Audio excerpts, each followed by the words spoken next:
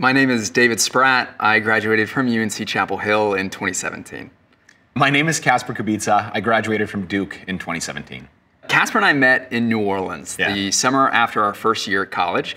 I was at UNC Chapel Hill, Kasper was at Duke, and in no other world would our paths have crossed. I was interested in medicine, Kasper was interested in physics and computer science and pursuing a PhD in machine learning, and we had the opportunity to live together in an apartment in New Orleans, and I was working at the Orleans Public Defender's Office. Kasper was working at the Good Work Network.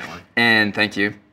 And I had this idea in high school for the solution for sweaty hands, because I had super sweaty hands, as Kasper knows very well.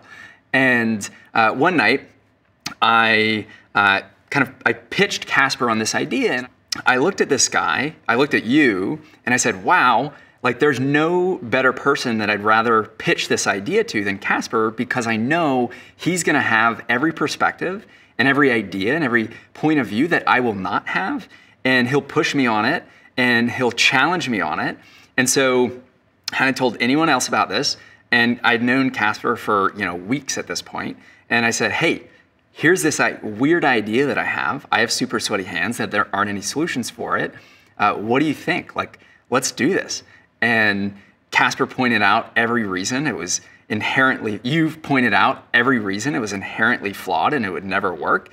And that's really where it all began. And from there, we just realized that this partnership, that what began as a partnership, as us working together on this project, developed into this incredibly deep friendship of mutual respect, unconditional love, and everything in between. And obviously that turned into Carpe and what it is today. Well, I think you just wanted me to make the video for the Kickstarter initially. You're like, this is gonna be huge. You are great at filmmaking. We'll make a Kickstarter video. This is gonna be massive. Within 3 or 4 months, we're gonna have lines for athletes. We're gonna have lines for men's hands, for women's hands, for children's hands. And I'm like, whoa, slow down. I have sweaty hands. There's no products like this. There's probably no demand for a product like this. And that's basically when we really got to talking, because that's really how the relationship has been from day one, of just these clashing ideas and challenges, but both of us really want to engage and both of us really trust each other. And I obviously cannot say that same kind of love poem you just said in your recollection of the story. I don't know, did you pre-write that?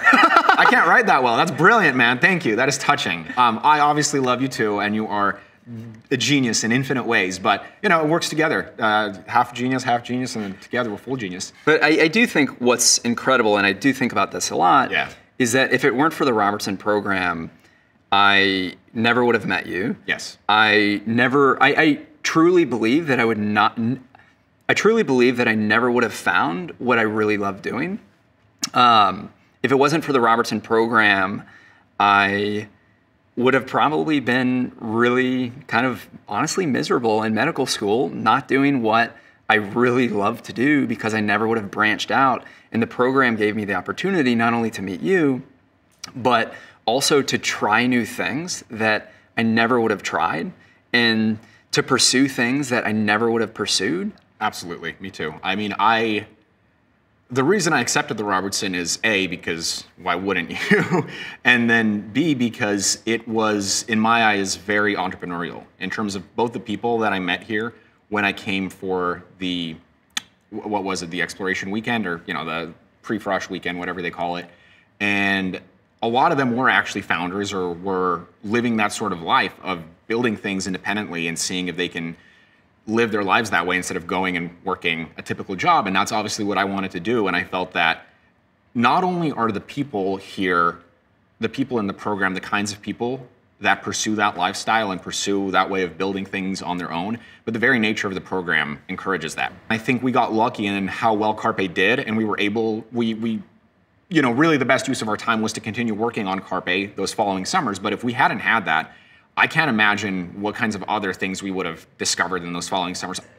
You were still doing the proper Robertson thing of like, no, we've got this company going, and I'm still going to use the Robertson to really explore what I can be doing with my life. And you spent the first half of our second summer together in where was Ecuador? I was in La Paz, Bolivia. So there we go. Yeah. I worked with Vicky, and planned out, because I was still interested in going to medical school at this point. Again, like if it wasn't for the Robertson, I never would have taken the risk. Like it provides the support system to take risks, and it gives you the privilege. Not everyone has the privilege of taking risks and trying new things, and the Robertson gives you that privilege, which I am incredibly grateful for.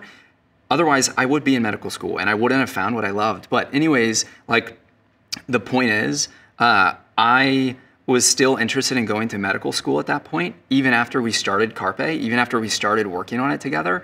And so I planned an entire summer with Vicky on like patient-centered care in a hospital in La Paz. And I worked with a Duke professor actually to do this entire, research project, get published, all that kind of stuff. And the whole time, I mean, while it was an incredibly fulfilling experience, there's nothing else that I could think of more than working on Carpe and doing that with you, and what I was missing out on while you were still working on it. And then obviously launch summer, we both dove in and spent the entire summer, working on building this business and making something into a company that we could actually, live on and grow post-college, which is pretty cool. Absolutely. And yeah, that first summer, I mean, one of us had to be starting it, otherwise the company wouldn't have had the continuance, wouldn't have had the investors and the ability to launch there. And the beauty of it was that the Robertson allowed that too. It's like you said, basically we've had the privilege to take this massive risk on Carpe that we would have absolutely never had if we hadn't had the Robertson, and we would have had to follow much more conventional paths. Yeah, I mean, for those summers, I think just having resources, and not only resources, but the support. Like when you feel supported, that's everything. Yeah. And not only supported financially, but supported emotionally and motivated and positively reinforced to pursue whatever it is you're interested in, because they trust that you'll find what you love. Yeah, that's the thing. No, because otherwise we would have had to have internships or something like that. Like my parents don't have any money. I would not have been able to do those summers. I had no savings. I wouldn't have been able to do those summers.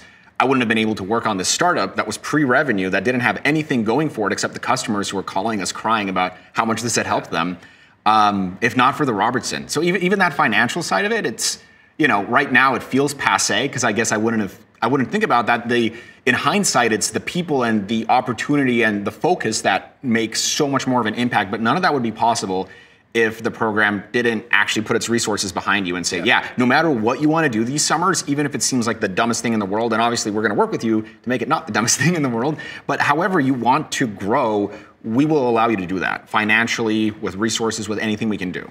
And the program pushes you to really define like how you want to grow, which while you have full independence, that level of structure of, hey, like, what do you really want to achieve? How do you want to grow as a leader, as a person, as a friend, as a, partner, whatever, I think has been incredibly rewarding, just making you intentional about your own growth and what you really want to achieve and do, even if you don't even know. Robertson is just such a unique way of growing people in this critical point of their lives when they really could go anywhere.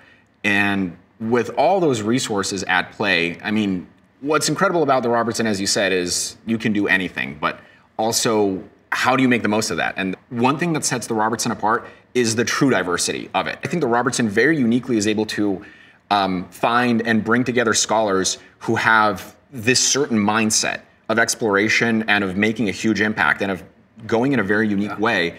And I think those kinds of people come from, like me, immigrant parents who had basically nothing when they came to this country, all the way to almost royalty. More than anything in my life that I've encountered, the breadth of diversity in every single dimension, wealth, ethnicity, background, everything, just the ways people think is stunning. Because there's no legacy. There's nothing like that. I mean, like, you go to it's so true. You go to an elite college and so much of that is just legacy. And so much of that is just a certain way of life and a certain way of thought. And the Robertson breaks through all, and like even within college departments, it's all so uniform. So it's stunning. Just the kaleidoscope, the diversity that the Robertson brings together in such a small group. and everybody's so accepting too, right? I mean, it's just the most open-minded and different and brilliant people that I've ever had the pleasure of interacting so closely with. And I would absolutely, I haven't found anything like that since. No matter where I've been, the kinds of things you and I have done with Carpe, the kinds of people we've met some incredible people, but never in that sort of concentration and that distillation of just, if we could go back and have dinner again with all those scholars, I think that would be the most interesting conversation I've had in months. Really lucky to be around the gravity of people that we were, because it's really hard to find great people.